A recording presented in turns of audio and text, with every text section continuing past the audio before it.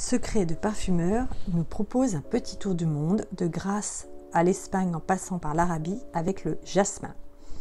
Avant de devenir le jasmin de Grasse, Jasminum grandiflorum était qualifié de jasmin d'Espagne. C'est là que la plante originaire d'Inde avait pris pied en Europe. Elle fut introduite dans la région grassoise par des navigateurs espagnols vers 1560. Sous le charme de la senteur douce et fruitée de ses fleurs, toute la profession adopte rapidement cette plante à parfum qui contribue, avec la rose, à la renommée et à la fortune de la ville.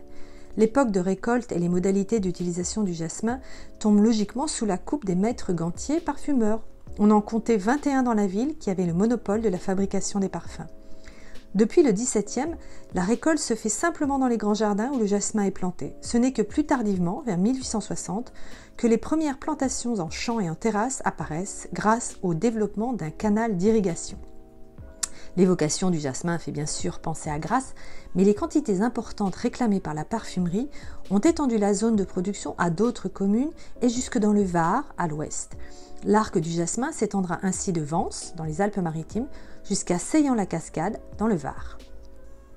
L'ouverture et la fermeture de la fleur du jasmin dépendent des variations de la lumière et de la température, de sorte qu'elle est à son apogée olfactive après une nuit douce à plus de 17 degrés. C'est donc au petit matin, à partir de début août à Grasse, qu'on procède à la récolte. La grande fragilité des fleurs impose un traitement immédiat dans les heures qui suivent. Autrefois, on procédait à l'enfleurage, mais ce procédé long et coûteux a laissé place à l'extraction par des solvants organiques. Pour 1 tonne de fleurs est nécessaire pour aboutir à 3 kg de concrète après 3 traitements successifs à l'hexane. Jean Patou souhaitait un parfum qui marque sa maison.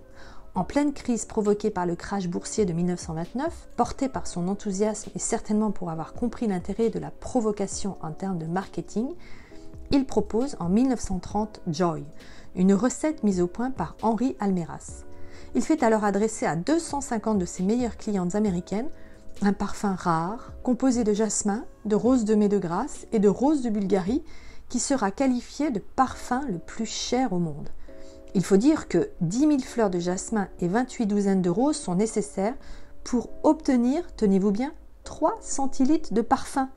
Il fallait un flacon à la hauteur de ce parfum destiné à devenir mythique. Il sortira de la cristallerie de Baccarat et sa forme, dessinée par l'architecte décorateur Louis Sioux, est construite sur le nombre d'or, clé de toute l'harmonie des architectes antiques. Un chef-d'œuvre.